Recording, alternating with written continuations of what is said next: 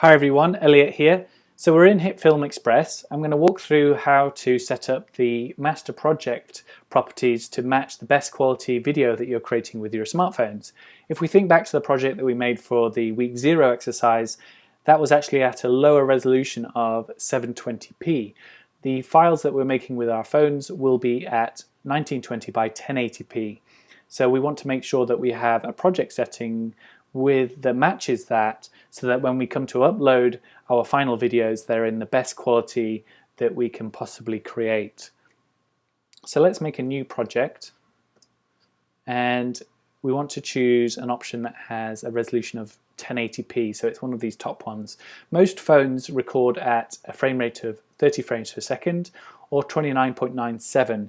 It's worth just googling your make and model of phone to find out what format of video your phone records in. If you can't find out, don't worry, this isn't your last opportunity to get the project settings right, and in fact HitFilm4Express can help you out a little bit and detect those for you, and we'll cover that in just a few moments. So select one of these two for phone footage, and then you're going to have to choose a audio sample rate.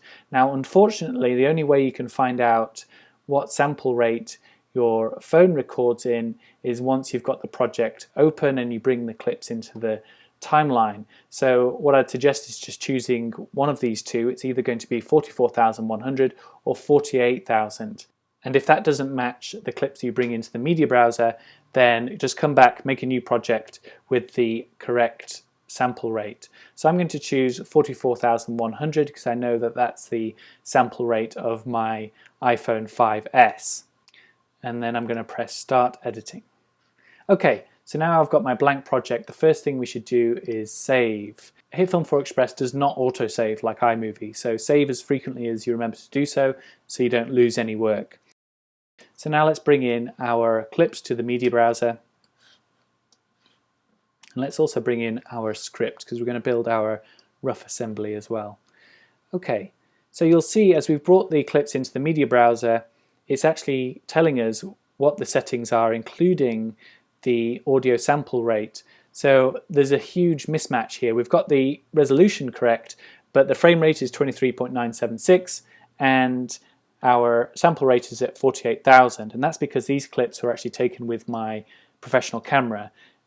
So these won't match the settings of your iPhone, but it will demonstrate a good point in that when we bring the clip now onto the timeline, HitFilm4Express will detect that a mismatch between the clip's properties and that of your project. So with this in mind, the first clip that you bring onto the timeline from the media browser should match the properties that you want for your whole final video. And there's several ways to do that. You can either read the properties down here, or you can go to your file browser, Windows Explorer, whatever you have, and on a Mac I can find the properties and dimensions here. So you can just find a file that matches the final quality that you want your video to be. If you've got some still images online or some video that you've borrowed from somebody else, they could be a whole spectrum of file sizes, etc. So it's important to find a file that's at 1920 by 1080p, and hopefully most of your footage is shot at that setting.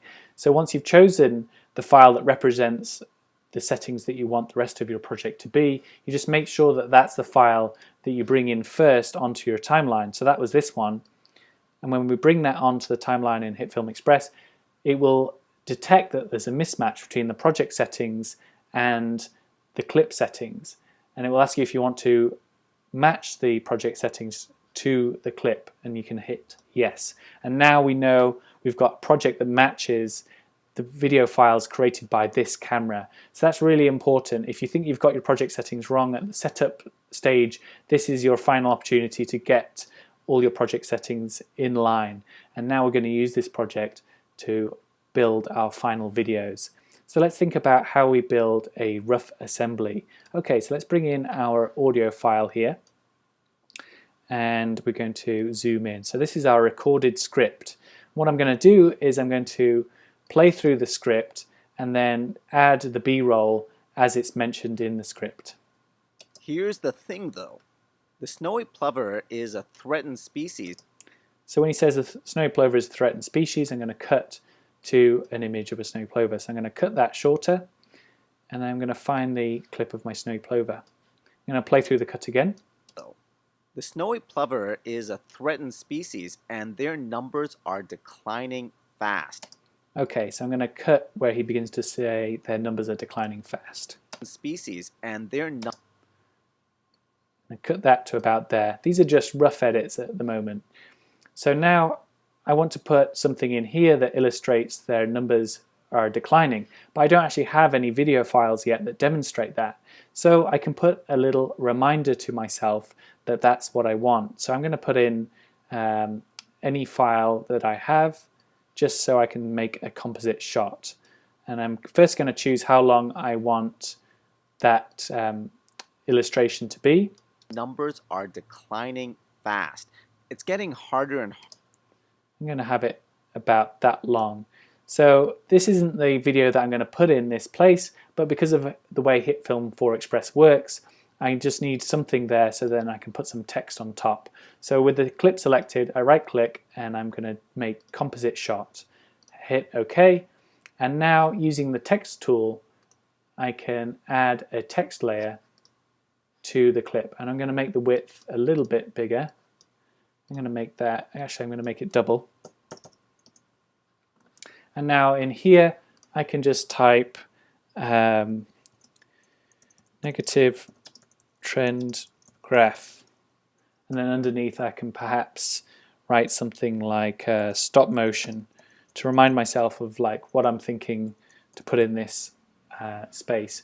And if it's too high like that, I can go down to transform and position and then just use the y-axis to move it down so I can read what's on there. And it's just a very rough way of reminding myself, putting in like a place marker as to what I want in this space. So I go back to the editor. Now let's play through the cut again. And their numbers are declining fast. It's getting harder and harder for them. Okay, so the next clip was actually this one. So I'm going to bring that on again. But this is the real clip that I'm going to use for this section. Harder and harder for them to survive on the beaches. Why? One reason, unleashed dogs on the beach. So when he says unleashed dogs, I'm going to cut it just before he mentions that. And now I'm going to bring in my clip of an unleashed dog. Play through the cut again.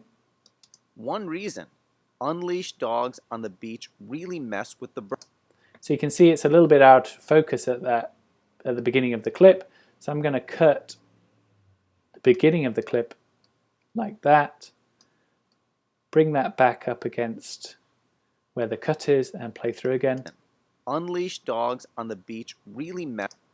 And then when he says mess with the birds, I'm going to cut away from the clip of the dog and then I'm going to bring in the different types of disturbances that there are that are caused by dogs. And I want this clip of the plover leaving the nest.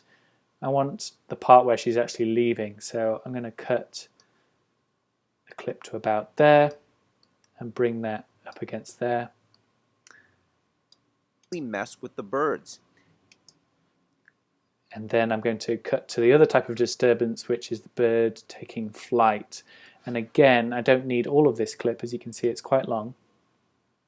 I'm just going to use the part where he takes off.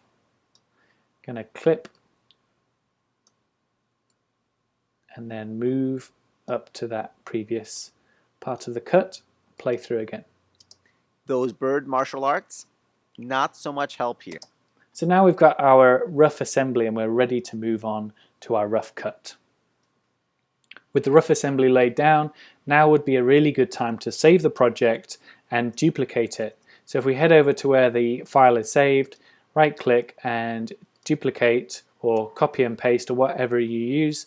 And this way, if we want to try a different version as we go through our rough cut, we can actually return to the point at which we have our rough assembly down and we don't have to redo all that work.